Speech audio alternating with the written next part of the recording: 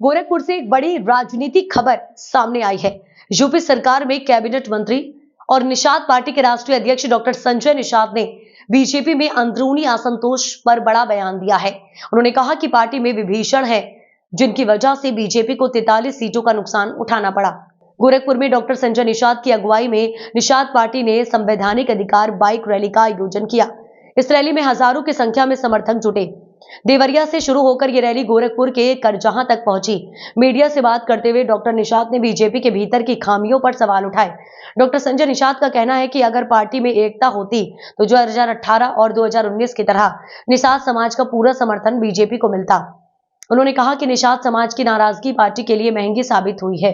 दिल्ली में पत्र लिखा और आरजीआई से पूछा कि भाई केवट मल्ला क्या है। डॉक्टर संजय इसकी आवाज उठाता, मैं भी आवाज उठाता रहा। आरजीआई ने पहली बार 70 साल में लिख कर दिया कि नहीं, केवट मल्ला मझवार अनुसूचित जात के हकदार हैं। तो दिल्ली सरकार दिल्ली से हमें परिभाषित किया जाए और केवट मल्ला के बच्चे को मझवार का सर्टिफिकेट दिया जाए, कश्यप कहार को दिया जाए। ये यात्रा का मतलब है 200 सीटें निषाद बाहुल है, जहां हम 70,000 से 1 लाख वोट हैं। इतना वोट जिसका होगा उनके बेटे अब टोकरी नहीं उठाएंगे, उन्हें सरकारी नौकरी चाहिए। चमार भाई पहले उनका बेटा सर पर गंदा टोकरी उठाता था, अब सरकारी नौकरी है। मैं इनको कह रहा हूँ, सरकार के पैसे से हमारे बच्चे पढ़ें। हम उजड़े हुए हैं, 2-2 हजार, 3-3 हजार, 5-5 हजार आदमी एक विधानसभा में आ रहे हैं। पूछता हूँ कितने एमए हैं, कितने बीए हैं, कोई पता नहीं है। ये क्या हमारा समाज अनपढ़ गंवार रहेगा? आलू नहीं, उद्देश्य नहीं है।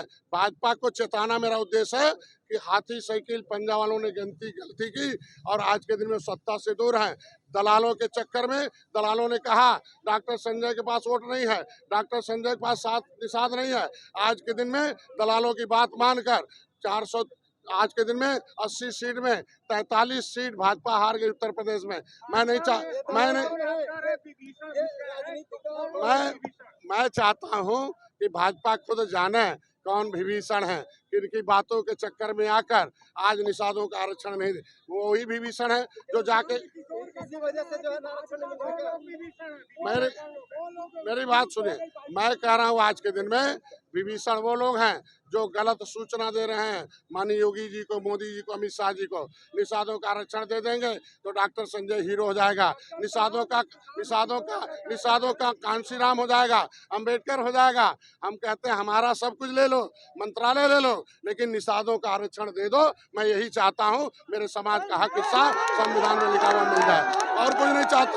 हमें ये बेईमान विभीषण कहते हैं कि डॉक्टर साहब मलाई खा रहे हैं, तो मैं बुढ़ापे में दवाई खाकर पूरे प्रदेश को नहीं पूरे देश को जगा रहा हूं। और 13 तारीख को यहाँ 13 तारीख को देखना पूरा आरक्षण का। पहले कहते थे भाजपा आरक्षण विरोधी है, 10% आरक्षण अपर कास्ट को दिया, महिलाओं का आरक्षण दिया है, अनुसूचित जात के जो व्यवस्थाएं थी, ये जो विसंगति है, मेरा नाम पिछड़ी में डालने वाले भी बेईमान हैं, उन्हें हटाया हूँ। भाजपा के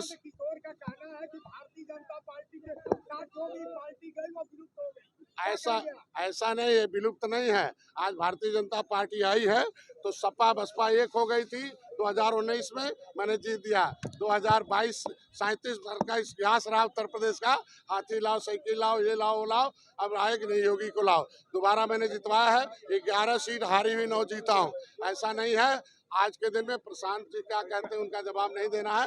हम आज के दिन में भारतीय जनता पार्टी मेरी सहयोगी दल है, मैं मित्र हूँ। मैं मित्र की हैसियत से पूरा का पूरा 200 सीटें निषाद बाहुल हैं। ये सोनभद्र से जो सहारनपुर से सोनभद्र जा रहा है, और 200 सीट मछुआ बाहुल है। ये जो इनका आरक्षण देगा वही इस गद्दी पर रह पाएगा। भारतीय जनता पार्टी पहल कर रही है, 2027 में फिर भारतीय जनता पार्टी आएगी, लेकिन वो जब निषादों का हक जो है आरक्षण दे देगी, तभी दोबारा भारतीय जनता पार्टी सत्ता में आ पाएगी। डॉक्टर निषाद ने यह भी कहा कि एकता में ताकत है और इसे 2018 और 2019 के चुनावों में देखा गया था। अब सवाल उठता है कि क्या बीजेपी इन आरोपों पर आत्मसमर्थन करेगी या फिर यह असंतोष पार्टी के लिए भविष्य में और मुश्किलें खड़ी करेगा। निषाद पार्टी ने अपने इस रैली के माध्यम से समाज को जागरूक करने और अपने संवैधानिक अधिकारों के लिए एकजुट रहने का संदेश दिया है। अब देखना होगा कि बीजेपी और निषाद पार्टी के रिश्तों पर इस बयान का क्या असर पड़ता है। तो ये थी गोरखपुर से बड़ी खबर। आगे भी हम ऐसी खबरों से आपको रूबरू कराते रहेंगे। देखते रहिए आप अपना वॉइस ऑफ रिपब्लिक।